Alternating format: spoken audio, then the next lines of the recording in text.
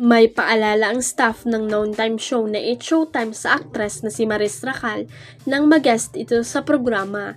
Hindi niya kasi pwedeng banggitin ang sering incognito kung saan isa siya sa bida bilang si Gab Rivera.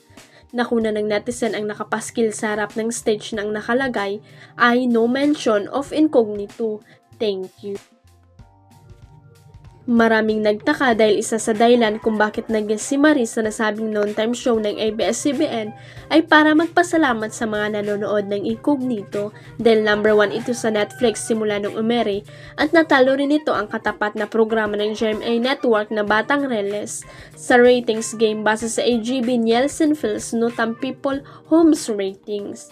Ang It's Showtime ay umaere rin sa GMA tuwing tanghali dahil nag-renew sila for another year at dahil dito ay maraming pumuri sa dalawang network dahil sa collaboration nila. Kaya sinabi dati ni GMA Chairman of the Board of Directors now Executive Vice President at Chief Financial Officer Mr. Philip Figuson na TV War is finally over ay hindi tutuloy kasi nga bakit binawalan si Maris. Nabanggit naman ng bandera na may kasunduan ng magkabilang panig na bagamat umiere ang Showtime sa GMA ay hindi pwedeng i-promote ng kapamilya artist ang programa nila na may katapat na programa ng kapuso artist tulad nga na Batang Reles at Lolong. Komento ng netizen na nag-post ay hindi pa tapos ang TV War sa pagitan ng ABS-CBN at GMA kahit may collaboration sila. Narito ang ilan sa mga komento na nabasa namin tungkol sa isyong ito. Kasama yan sa napagkasunduan sa kontrata no TV promotion sa GMA ang mga shows ng ABS-CBN. Part ng contract nila yan, kailangan ipopromote lang nila yung palabas ng GMA. Hindi sila pwede mag-promote ng palabas sa ibang station. Wala naman ng TV War talaga kasi tulad niya nasa ng It's Showtime mga collaboration show na din sa pagitan ng ABS at GMA. Kaya lang huwag kalimutan ng mga fans ni business yan. Ibig sabihin since sa GMA pinapalabas ang It's Showtime, lahat ng show sa GMA ang pwedeng i-promote kasi diba bakit ka naman magpo-promote ng show ng ibang channel sa sarili mong istasyon. War ng ABS at GMA yung over incognito is napapanood sa TV5 which is kalaban pa rin ng GMA kaya di pwede i-mention or i-promote.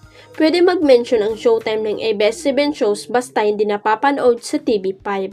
Mas okay pa din to have your own franchise ABS-CBN kahit walang promotion sa GMA number 1 incognito.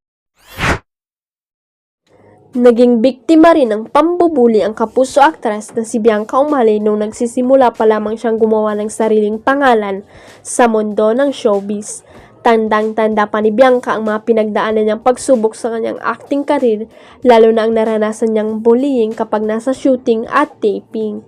May mga stories si Mama, lolo niyang si Ginang Vicky, na sometimes we would get a little bullied and all that pero never siyang pumatol. Ever, never, ani Bianca sa cooking talk show ng GTV na Lutong Bahay, hosted by Mikey Quintos. Ang mga ganitong karanasan daw ang mas nagpatibay sa kapuso aktres para ipagpatuloy na abutin ang kanyang mga pangarap sa buhay. What she always told me was, darating din yung oras mo, kami rin kasi talaga yung pinakabago noon, sabi ni Bianca. Sabi naman ni Lula Vicky na kasama ni Bianca sa naturang programa. Kasi noong bago siya, kapag may taping sila nakamayroon silang mga kama, kami hindi, nandoon lang kami sa sahig. At syempre, very proud si Lula Vicky sa narating ni Bianca sa kanyang karir at sa naging pagbabago sa kanilang buhay.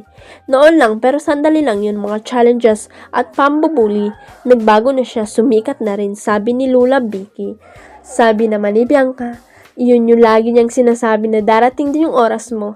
Maybe I think it was those time na she would see me looking, sabi sa mga kapwa celebrities. May mga ganoong moment, diba, yung makikita mo na nakatingin yung bata pero hindi ako nagsasalita. Anya pa. Nabanggit din ni Bianca na sa murang edad ay marami na siyang natutunan sa buhay, lalo na ang mga life lesson na naituro sa kanya ni Lula Vicky. Kasi nga na-instill sa amin ni Mama na kung ano yung wala ay wala. Paghirapan mo para magkaroon ka and that was okay.